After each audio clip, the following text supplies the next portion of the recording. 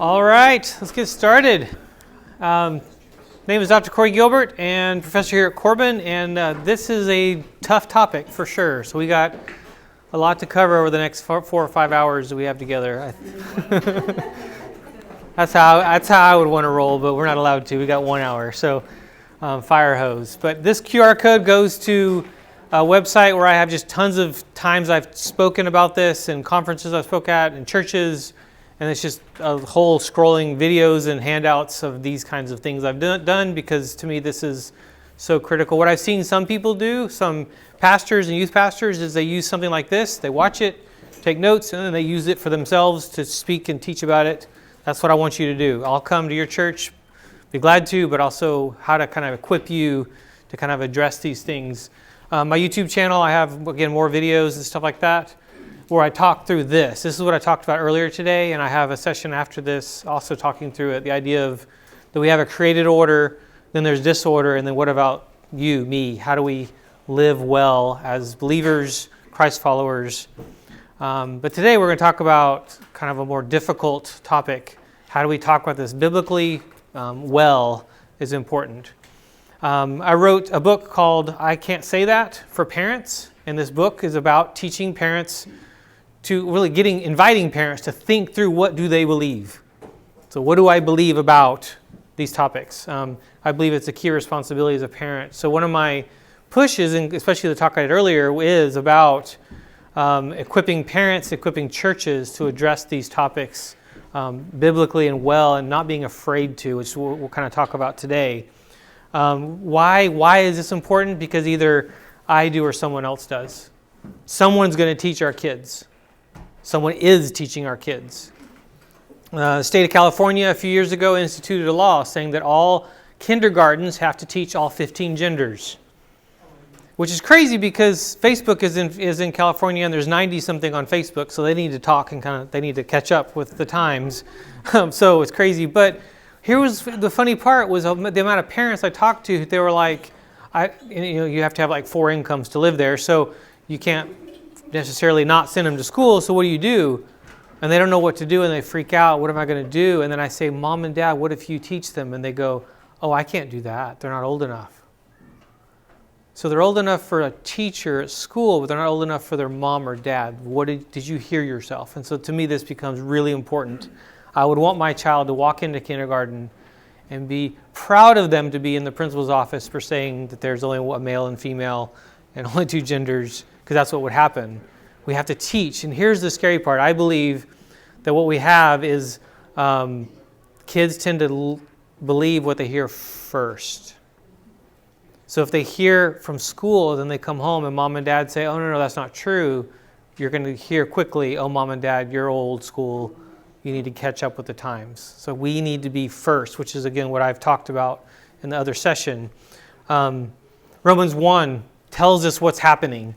Therefore, God gave them over in the sinful desires of their hearts to sexual impurity for the degrading of their bodies with one another. They exchanged the truth about God for a lie and worshipped and served created things rather than the Creator who is forever praised. Amen. Because of this, God gave them over. That scares me, that statement. That scares me for myself. That I can choose to leave Him, to reject Him. And how important that is that I don't. And I'm talking about myself and you. But of course, so many. And then the verse 32 is scary. Although they know God's righteous decree that those who do such things deserve death. We don't like that part. They not only continue to do these things, but they have also approved of those who practice them. For me, and I'm going to show you today, a lot of the stuff I'm going to show you today is actually from secular sources, and that breaks my heart. This should not be the case. Christians should be on the front line of speaking about this well and biblically. And so I'm going to kind of show you that today. Now, let me introduce you to the kind of the driving force of a lot of the trans conversation. It's called WPATH, the World Professional Association of Transgender Health. It's founded in 1979. They've gone through these standards of care, version 1, 2, 3, 4, 5, we're at version 8. Way back when, it required a lot more doctor's notes and a lot more checkups and testing, and now we're at a point where there's almost nothing. where kids can have hormones and surgeries without very little, and they're trying to push for for more. Now, what's scary is WPATH is not a group of doctors and people that actually were even voted in, for that matter. It became an activist group, and so many others, and I'll show you again where that's from here in a little bit, where they put together these standards of care, SOC, standards of care, that so many of us have gone along with. And I believe even in the church we've gone along with. And also I'll kind of show you that as well. A book that really started exposing this was called this one, Lost in Translation. If you don't want to read it, I'll summarize it here in the next few slides. It's a really good read. It's a hard read. It's a heartbreaking read as she unpacks stories. Miriam Grossman was featured in the What is a Woman documentary, which is a must-watch. And we found out today the UK actually voted, and now we're not confused anymore in the UK, that woman means biological female. I'm glad we've cleared that up. It's kind of sad. But she actually, when she wrote this book, 2023, she's like, I'm putting my whole career on the line. I will probably lose my license. But I'm in my 70s, so bring it. She's amazing. And so she starts talking about, in her opinion, in her view, as a psychiatrist, child psychiatrist, I'm seeing this craziness going on, and what do we do about this? Because again, if you don't, someone else will. In a reality today, some of her findings, teachers are making claims that if parents are not 100% affirming, they're the child's parent now. Colorado has a bill that's actually passed the House, I believe, and is basically going to the Senate and to the desk that actually, it's part of the wording is if there's a custody battle, whoever the affirming parent is, they get the kids. The whole bill is about affirming the affirming and demonizing and making it illegal to dead name kids. We're in a really interesting battle here for the lives of so many. I lead a small group at my church every Tuesday night. We're in year 3, where I sit with couples and families whose adult children and a few teenage kids have chopped parts off, have just run away, and most of them all grew up in the church.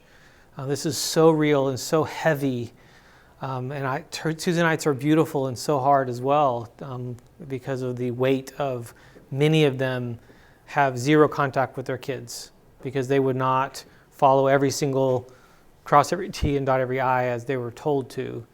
And that's a tough one. So what do you do? And so we pray together and we stay updated with each other together because this is getting worse and worse in some sense. But another scary one is this one. Reality today is can your local counselors be trusted to come from a biblical worldview?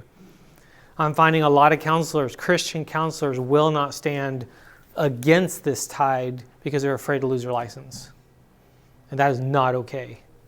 If you're afraid to lose your license, and I know it can be livelihood, I know there's a lot of things there, this is not okay. So one of my pushes here at Corbin and everything I do is about how to empower the church. Pastors, youth pastors, to teach this, to talk about this. We must address this biblically and well and compassionately as we walk alongside a lot of hurting young men and women. Now, where did this come from? Some of the history. This is not the last 10 years. This is from the 1950s. John Money was kind of the father of this. And if you read some more about his story, it's terrifying, where he found 2 twins where one of the boys got his penis burned off during a circumcision that went wrong. So he said, hey, there's no such thing as this sex part, so let's just raise him as a girl. And so they chopped the rest of off and hormones and raised him as a girl. And what's so sad is he became the father of this, but also a success story, yet it was an utter failure. Both of those kids killed themselves, one through drugs and one through suicide, as they realized what had been done to them and what he had actually done to them. They would go visit him, and he would molest them and do things that they should not be doing. It's horrifying. And yet that's still the story being stood on today to fast forward through all of what we've seen now. That WPATH I mentioned. Oh, and by the way, Alfred Kinsey, I talked about him in my human sexuality class. Horrible, sick story of what he's done, yet if you take any human sexuality class from any state university, this is like the godfather of sexology because of what he did back in the 40s, 50s, 60s. Yet what he did is he actually would meet with pedophiles in jail and prison and interview them and say, hey, by the way, when you get out, will you keep sending me data as you molest kids? It's horrible and sick and disgusting, yet these are two very key founders of where we're at today. Now, the WPATH and almost all the licensing boards, so counseling as well as medical, this is what's happened. Castro consensus.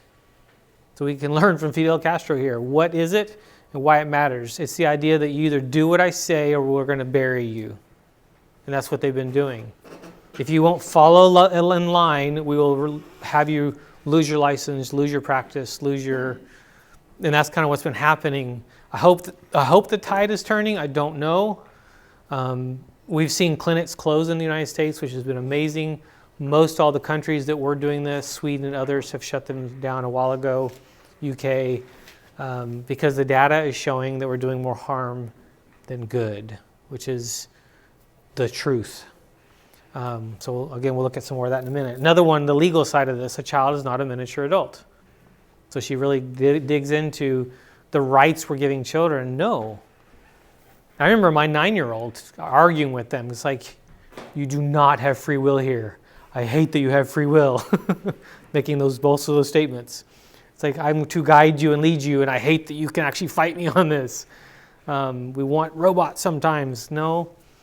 I want that with God sometimes. I wish he would put, marionette strings on me and make me obey. And God goes, no, I love you too much for that. And he gives us freedom to reject, which actually gives the cross actual value. Because if he controlled us, there would be no need for the cross. Now here's the gut punch from her book.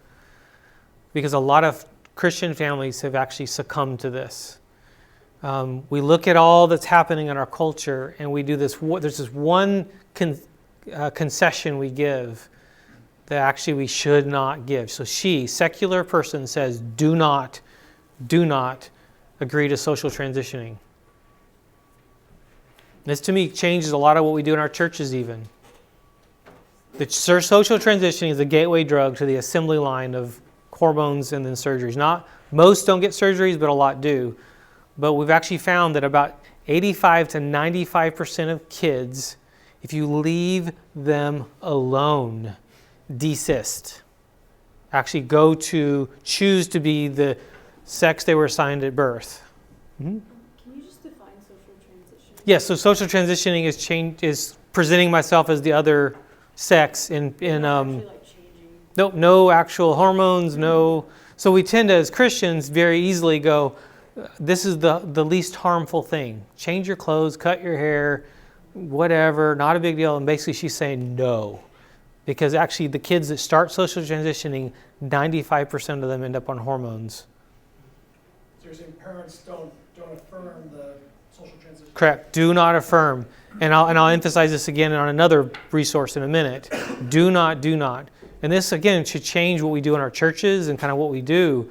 This is a hill to possibly die on, just to consider that it changes everything. The research shows us that if you don't cross that line, 85 to 95% desist. And what does that? Puberty. As my body goes through naturally what it's supposed to go through, it tends to change that story. For some, it doesn't. But very, very, very, very few. We also have found that this used to be mostly men that wanted to be women. Men that wanted boobs, to put it simple. And very twisted in some way. That's not what we're seeing. That's some. It's now very much women transitioning to men in large numbers. What is it? What's going on? What's in the Kool-Aid? Kind of what's happened here? We need to look at that. On the medical side, we have this new word that you probably haven't seen, iatrogenic persistence. What is that? We create lifelong patients. We are creating lifelong patients where they are in need of a physician, in need of medicine for the rest of their lives. And that is not acceptable. Cutting off perfectly healthy breasts and doing harm in the name of something you claim. What we're seeing, if you go to YouTube and just Google Look up stories of detransitioners. They don't break your heart, but the stories are often the same. That even when they were going into surgery, they knew they were making a mistake. How scary that is. But I can't tell them no now because they've believed me all this time. And so if I say, this is coming from the mind of a child, it should not be, we need to actually stand up and say, no, this is for your good, no. And most of the time, deal with the comorbidities. What is that? The other diagnoses that are actually usually present, past trauma and other mental health issues. Because the next step for this is actually these things, the gender-affirming surgeries. Gender-affirming. So creating a vaginal canal between the bladder and rectum using the penis, where they basically make it an outie to an innie. What does that mean now? What is when I move the penis inside out, or whatever that would be, and make that, it's called an open wound. And now the body is fighting forever to close the wound. So you have to use dilators every day, multiple times a day, to keep that wound open. It's heartbreaking what's happening. And yes, they're getting better and better and better at doing this. Not an experiment I would ask for us to learn how to do. Because of just the one factor of you're now a patient for life because of the issues that come from this, with little hairs that end up in here, because I'm using parts of the body like here where they take from the arm to make a penis, and that the hair there actually becomes infected inside this new piece of skin. Again, we got a lot of problems here that are not being talked about, let alone not even talking about. You'll have 90 to 95% will have zero sexual arousal again the rest of your life. You will never, the clitoris, pretty much the nerves die, and the penis as well. There is zero sexual pleasure, which is a good thing, a God-given, beautiful thing that is now gone for most, isn't talked about. And then another scary one is this one, CPS. This is happening across the country. Kids who are being removed from the home. And this is a critical statement here, the erosion of the parent-child bond. We know from every piece of research that's been done, you don't mess with a parent-child bond. Like one of the things that I do when I work with kids and teenagers is I'll meet with a kid or teenager once or twice, but then I meet with the family most every other time. Why? I don't want an alliance with a kid or a teenager with me as a therapist. Because I can actually quickly get on the bandwagon of how bad your parents are. It's easy. You can link arms and go after mom and dad. That's easy. When mom or dad in the room, I'm strengthening that bond. And that's my focus, and that's my primary focus. Now, what I'm seeing in my practice is this. Marriage is falling apart. Because of what's happening in my family, my marriage is on the edge to divorce. So I spend more of my time focused on husband and wife, protect your marriage, protect your marriage, protect your marriage. It is so critical that Satan doesn't take you out in the process. So as churches, how do we walk around marriages and go, I can tell you what's about to happen. You're handling it different and you don't understand each other. And there's not permission to be different because one wants to use the new name and one refuses to. One will use the pronouns and one won't. One says they're dead to me, they can't come in the house, and one is dying inside, missing their son or daughter. Like this gets so messy. And so how to partner as a couple and still be different, but then also as a church. A great resource I love is this one by Shanti Feldon and one of my mentors, Dr. Scheitzma. Secrets of Sex and Marriage is a great book, a good study. There's the videos for this are on Right Now Media as well, or their website. But really good resource for couples to kind of just renew. Yay, I love that picture. Almost 22 years ago. It's funny, I grew up in South America, and I thought I would marry somebody that looked like the girls I liked growing up. You know, dark skin, and I married the whitest girl on the planet, redhead. So God has a sense of humor. And then our kids are all same, but it's wild. I love that picture. Another one's language, euphemisms. 0% regret rate. Not true. It's called we don't keep research.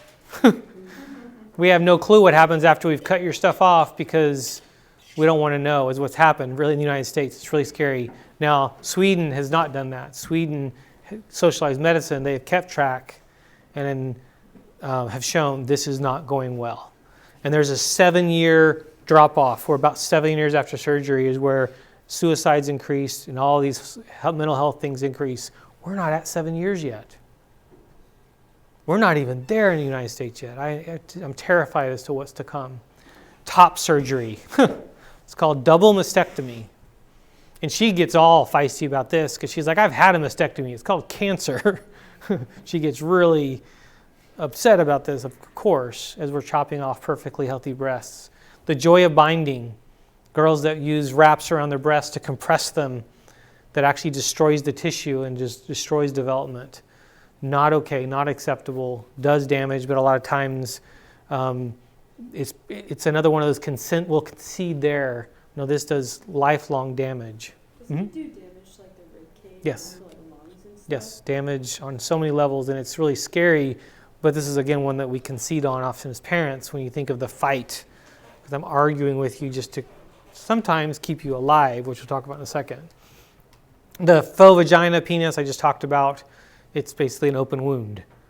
And so it becomes a battle, usually pus constantly dealing with there, or even with the mastectomies.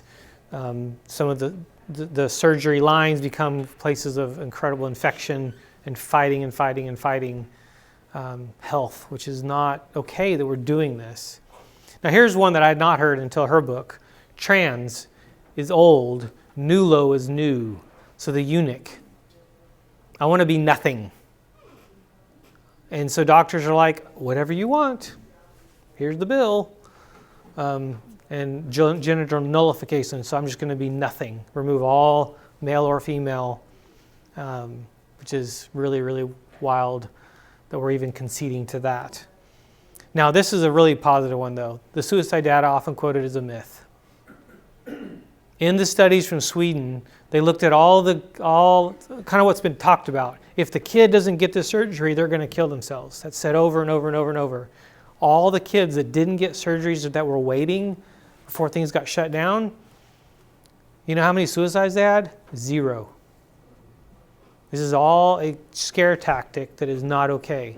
But think about the mom or dad. Would you rather a live daughter or a dead son? They make those comments, and the parents are like, anything to keep them alive. So I understand the parents that have given in. Usually it's out of ignorance, and we need to get educated here that doctors have no right to do what they're doing and to push, and counselors as well, and teachers and schools. But that's we need to be careful with this one. Really, really careful. Understandably, we're going to be afraid of suicide. But how do we prevent that? We deal with the mental health crises that they're actually underlying in the past trauma. Now the new term, which has been fought against, is this one, rapid onset gender dysphoria. It's also a social contagion. It's being said in the news in a lot of places, this doesn't exist. Sorry, you don't have half of a 7th grade class all of a sudden become trans. It's a social contagion. And it's rapid onset. There was no evidence before. It's now something that we got to deal with. And so we need to understand what's going on and then address it appropriately. The problem is we're almost haven't had permission to. I think we are turning a corner there, and that will change things. A lot of times as churches, we're afraid of just litigation. We're afraid of being sued. We're afraid of so many things, understandably so. On Dr. Grossman's website, she actually has a letter here where she's like to give to your schools, giving kind of a parental notice to schools, because she's basically saying you need to fight against this. This can't be. This is not okay. A number of states are still holding strong. Oregon is one of them. They're not complying with a lot of what's happening federally. We'll see how that plays out.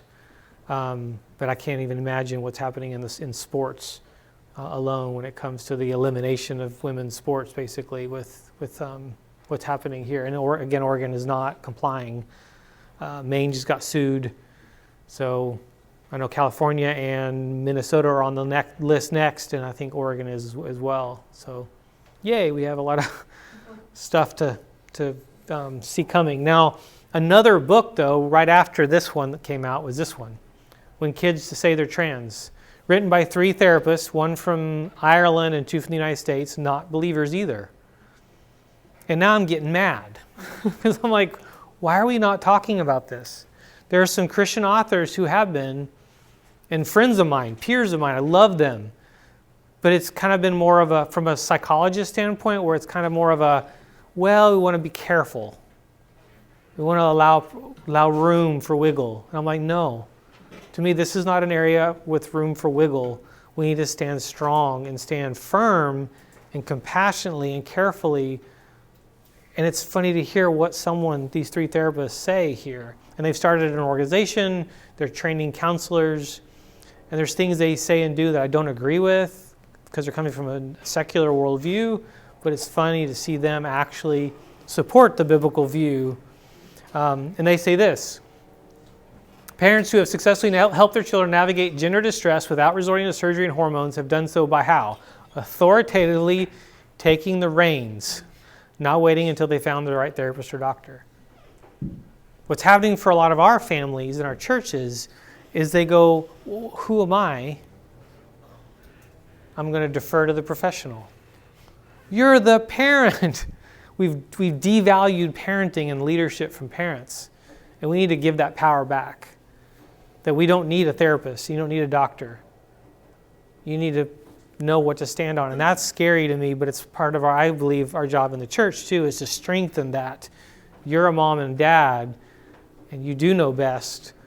Some of the cases that have been really important for us have been in the last few years, court cases where a child is diagnosed with something and the parent refuses to give them medication. And they say, well, fine, we're taking your child from you. And luckily, they've actually ended on, no, mom and dad can say what they want, can medicate them or not. But when that changes, we're in trouble. You have to do what we say when we say it. That's on the horizon, if you will, and happening. And there's some bills in front of the state. There's some bills in front of Supreme Court today, this session, that are actually really pivotal when it comes to this as well. And then they say this: we have to insulate them against the message that their sex will or should be determined by their interests. And this is powerful. It takes about 8 years for kids to understand gender constancy. All of us have gone through a struggle of who I am in some way, even if it wasn't like, what sex am I or what gender am I, which is the made-up one.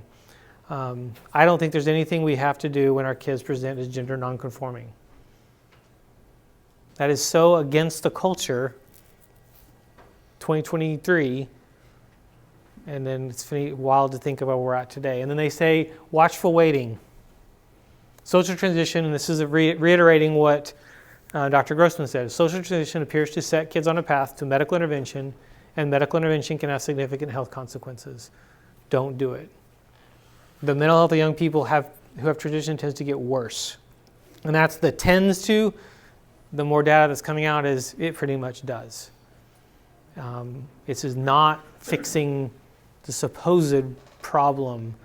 We know it every few months, we know it more and more, and we're more and more certain of that. You, parent, may be more effective at helping your child through this experience yourself rather than going to a therapist.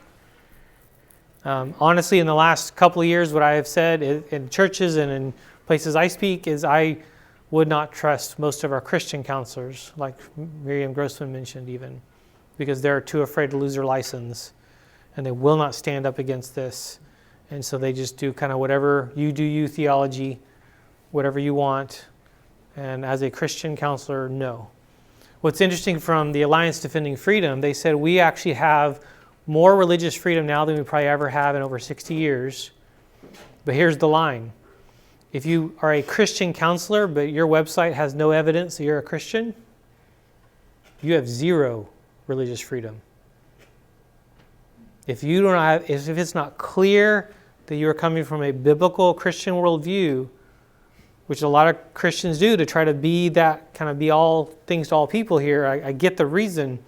You have to comply with all these rules and laws, and you have no leg to stand on if there's someone sues you.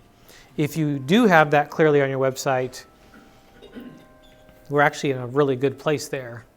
And then again, there's some court cases that can continue to affirm that in front of the Supreme Court now, one from Washington State.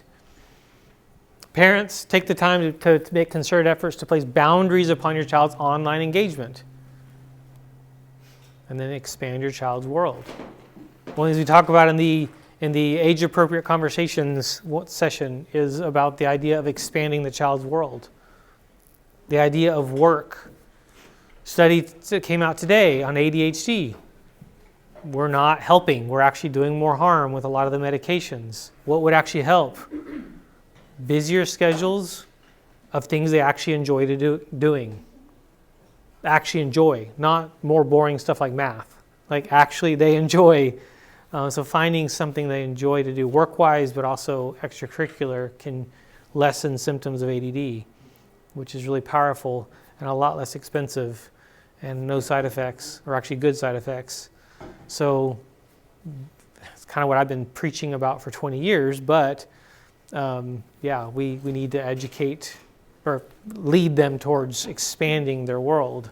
It's hard when we have so much fun stuff online.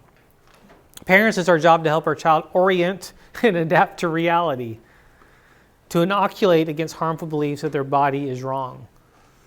A lot of families just don't have these conversations around the dinner table. We need to encourage that. Maybe even put together some literature and stuff to help them. But the goal, and that's why I wrote the book I wrote.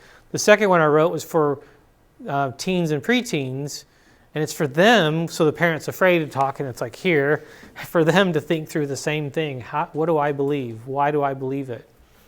One of my favorite reviews of that book was an 18-year-old homeschool kid who said, thank you for not telling me what to believe, but helping me think through, looking at Scripture and looking through what I wrote, helping me think through what I believe. And we need to direct, and especially with your body is not wrong. You're wired different. What are you going to do with that? And then she goes in, or they go into the rapid onset gender dysphoria. The feeling of dissociation a young person experiences from their body and their biological sex, typically followed by extended periods of time spent online. That's an interesting statement. Where are we getting this? Moms and dads, amazing families, and great families where they're getting messages online that they're not okay. That is really scary. Often socially influenced and appears to be maladaptive. It doesn't appear to, but it is. Now, another area this is growing in is autistic children. We've seen that like exponentially, percentage-wise. We need to educate your autistic teen about all the gifts and challenges that come with being neurodivergent. There's a lot of great resources coming out over the last year or two about that. But if you're wired a little different, great. So what does that mean for you? You see the world different, great. I feel like a lot of moms and dads with an autistic child, not the severe ones, but the majority, they're just aiming that their kid's breathing at 20. Not, what is their superpower? Because most of the ones I know and I've worked with have some incredible superpower. And they see the world different and they experience the world different. Great. Let's find your place, your niche. Remember the America's Got Talent, Cody Lee. Oh. And every time I would watch him perform, I would just bawl. But I would look at the mom and go, I cannot imagine the hell she's gone through helping this kid every day since he was born. But the joy she feels right now with what he's doing right now through music. Oh, it's just incredible, the difficulty. And that's the stuff that shapes us. Another, again, secular but really important one is this documentary. It's Prager, but D-Trans. It's just stories. Powerful stories. Along with this, right after, came this book, D-Trans, More Stories. And again, you go to YouTube and you can just look it up. There's so many stories. What's interesting is the stories do two things. Point to two different scenarios. One, I am now detransitioned, and I now look back at mom and dad, and I go, Mom and Dad, again, two paths. Thank you for not agreeing to my delusions. I love you. Partnership. Or, what the heck were you thinking going along with what I was doing? Break of fellowship. Now think about that. That is a very telling, they're telling us right there what we should be doing. Stand strong on truth with kindness, with gentleness, but we must be careful with affirming and doing all the things to try to keep Christmas as nice, because that's not actually what's changing the lives of these young people at all.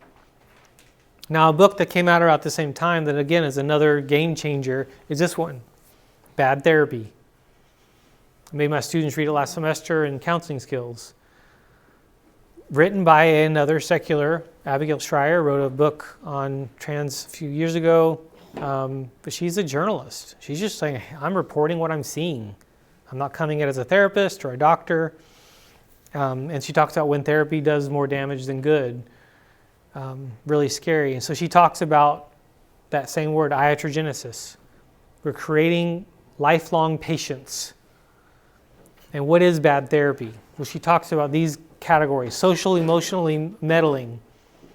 If every day your kid's at school being asked, how do you feel? How do you feel? How do you feel? And the kid's like, bad. Ooh, really bad. Well, even worse now. They just spiral.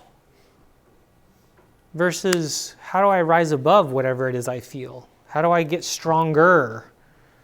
Trauma Kings. I started my trauma therapy class that I've taught here at Corbin. I've taught this class for 15 years. We didn't talk about it back then. Where are we at now? Not that we talk about it too much, but it's a badge of honor, and it's an excuse. It's not okay what we've done, with trauma now being the excuse for all sorts of things. Or the constant mental health surveys that just remind me of I'm so messed up and not okay. Full of sympathy and as mean as hell. It's crazy what we're doing. Therapeutic parenting, no longer the helicopter parenting or even lawnmower parenting where I'm paving the way. It's, okay, I'm about to tell you something that's hard. This is going to be hard. Are you okay? Checking in is not helping kids grow stronger. It's scared parents. They're scared to do it wrong. Except welcome to the club. We're all going to do it wrong. So how do we walk alongside? And then the last one there, spare the rod, drug the child. We have it, a few years ago, we had a 400% increase in diagnosing of children with bipolar. Oh, heck no. We know now, when you look back, that was driven by a drug company who literally was paying off people to write articles and to push a new diagnosis from ADHD that it's actually really bipolar. It's not okay. It's not acceptable. But as people that trusted, we've complied. We've created a lot of very dependent children. Many kids who are 17, 18 years old on 8 or 9 drugs. And no wonder they're not okay. And so what do we do with that? And she says, the kind of end of her book, she says, maybe there's nothing wrong with our kids. This will be our final session. It's in therapy. And then she says, what if taking the risk is the only way to feel ready? The amount of boys that are 25 and never asked a girl on a date. And then she says, what if the solution to adolescent mental health problems is to outgrow adolescence? Real revolutionary stuff here, right? Like it's rocking our world here, or makes us kind of laugh because it's sad, or laugh so I won't cry, because there are solutions. And no, it's not just suck it up, buttercup, but it's each kid's got a different way. And I like to compare even like my wife and I, we run at such different speeds. If I tried to make her do what I do, she would just be buried. She's not wired the same way. But if you try to make me slow down and go at her pace, I'd jump out of a window. I would go crazy. Like, we're wired different. So that permission to be different, kind of back to the marriage stuff, is really critical to help strengthen as a couple, but also as a family. And then you've got these, I call my kids experiments. You've got these experiments, and they're all different. How do I help them thrive? What's the definition of thrive? Is it good grades? Because that's a sad goal. Is it great on some sports team or the instrument? Is it just get married or get out of the house? Or is it their heart, their faith? How critical, what we focus on. And I've told a lot of homeschool parents especially, I was like, you know what, if you quit math and science and all that dumb school stuff for this last year or two of high school and focused on their heart, you might have a chance. They'll catch up to the school stuff later. But if you focus on the school stuff, you probably have missed their heart. And I don't want that for you. And so how do we undo some of this mess is important. Well, Jonathan Haidt wrote this book this last year, A Game Changer. I don't agree with everything in the book. It has sections in there that talks about how we evolved, and it makes me laugh because it looks like a middle schooler wrote that parts, but the rest of it is a really good book where he basically has changed our culture in the last year, where more schools across the United States are actually going phone free because of what he did in this book. It's really cool to watch one person, through good research, start changing things. Now, as churches and families, we should be ahead of this, not behind this. What did he find out? Increase in mental health on every level, but not from the pandemic, from prior to it. 2012 to be exact. What was 2012? When Facebook bought Instagram. That was the change. That's where everything started spiking, especially for girls. We started losing our girls about that time because of that comparison factor. We were losing our boys already. And what was that from? Porn, excessive video game play, absent dads. Like, we got a problem, and guys and girls are different. So increase in anxiety, self-harm, and for girls, suicides. Boys tend to try more lethal means. Girls try it more often. Boys tend to be more successful. His final kind of punch at his book were these 4 statements. No smartphones before high school, age 14 or later. No social media before 16, preferably 18. I'd say adamantly not at all until 18. Phone-free schools, and then go play outside. What I would add to this one is actually work. We need to work. Work was a gift prior to the fall. Adam worked the garden before sin entered the picture. Work is not the problem. Work was a gift. And to love what you're doing, I love what I do. I come home exhausted when I'm sitting with clients and want to pull my hair out sometimes. I come home exhausted, but I love what I get to do. Wish I could give that to everyone, to love what you do, even if it's a weight. Way easier would be go be an electrician or something that's not dealing with people. Well, you still have to deal with people. But no, it's that calling. And so we want to help our kids find that and find those places and find those ways that they can excel. And think about what's happening with the transgender conversation. Everything is about me. We're already in trouble right there. You know that. When you make things about you, it doesn't grow you closer to others. It pushes others further away. It doesn't grow me closer to Christ. It pushes him away. I don't need you. I got this. We're not creating health. We're creating more and more problems. This yesterday, I think I saw this. Yeah, Snapchat's harming children at an industrial scale. I have to use it. I have to. If I don't, I'm going to miss out. That FOMO insanity that is very real. We have to acknowledge the reality of that. I struggled with my kids with the whole youth group has a Discord channel or a whole boys, and I'm like, no, not on your life are you getting this, and fighting and fighting and fighting and fighting. And now I look back and laugh because it's still a no. Now, my oldest got Instagram at 18, and it's been interesting to watch his perspective of friends too, like what others are doing, and it's kind of scary to think about what we do online, what this is doing. They're not constantly checking social media. They feel like they're going to miss things. Now, these are all secular. Let me give you one really, really good one that's a Christian one.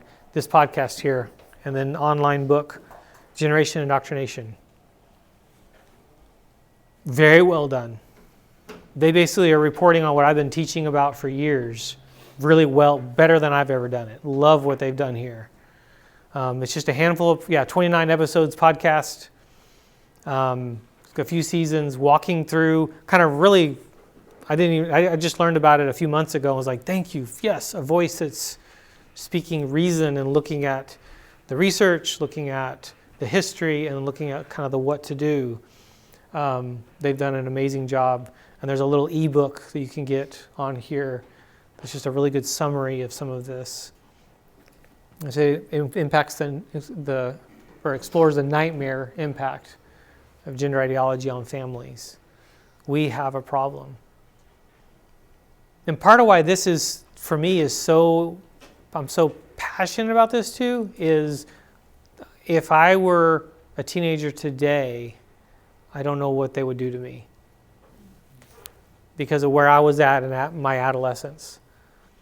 After my 15th cast, I kind of realized sports are probably not a place I should be doing. And I was I grew up in South America, Temuco, Chile. Sports are just not my thing. I need to move somewhere else. I need to do something else. And so I did, and I got into music and started playing everything I could get my hands on. Great, except not knowing what doors I was opening in terms of even just perception. And then what others said. Thank goodness I was clueless. It worries me to think of today. This is me in 1992.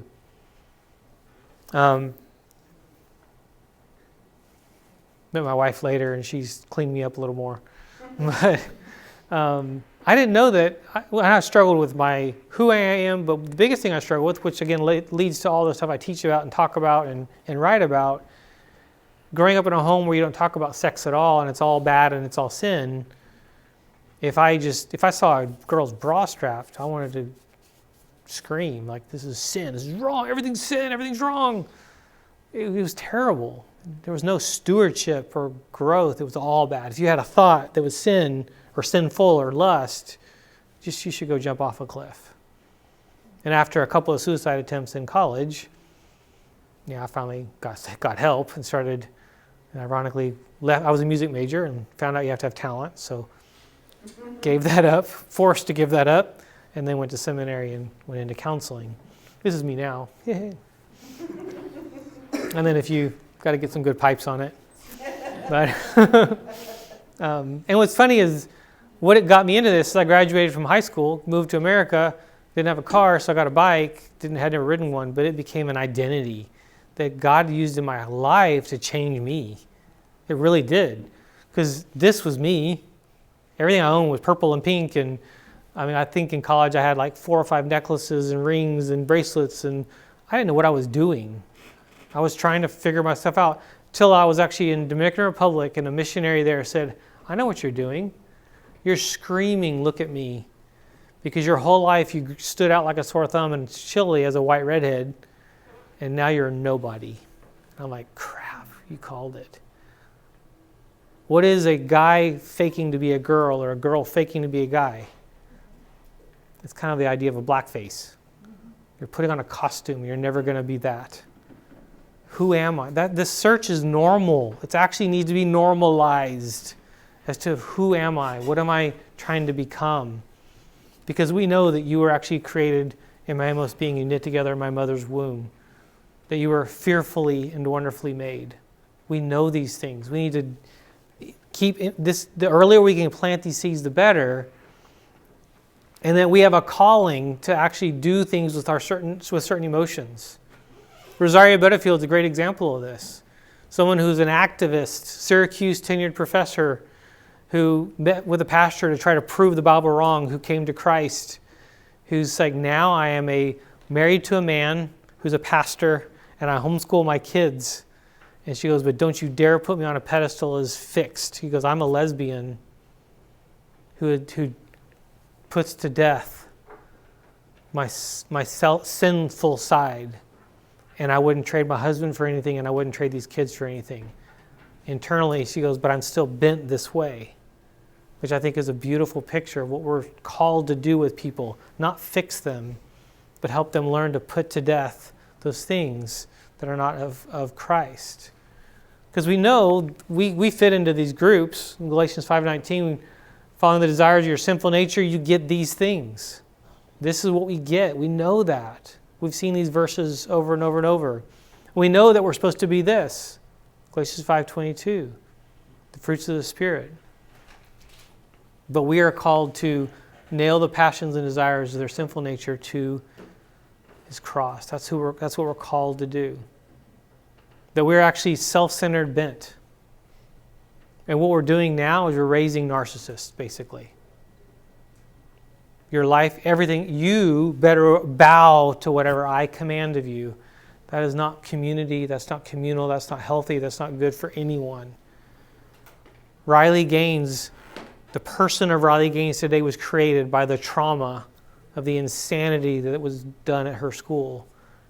Changing next to a guy with a penis in the locker room and going, how can this be Title IX or good or right or righteous or anything? She's not coming from a Christian worldview either yet.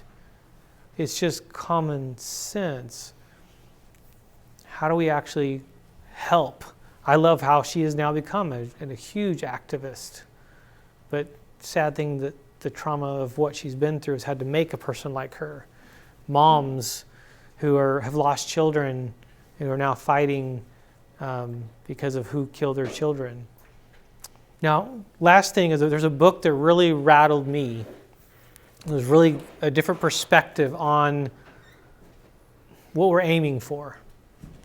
This is a book called To Be Made Well by Amy Becker, An Invitation to Wholeness, Healing, and Hope. And what she starts off with is a story of her daughter and them praying over her daughter with the deacons of the church and the elders.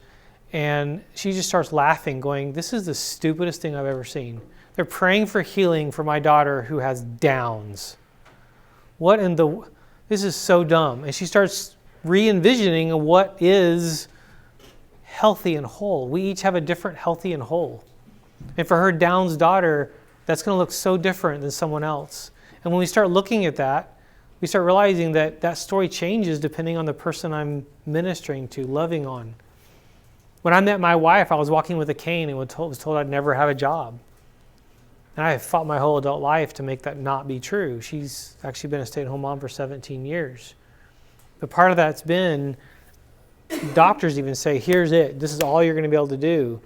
And my wife and I finding ways to raise that. But there's still a limit.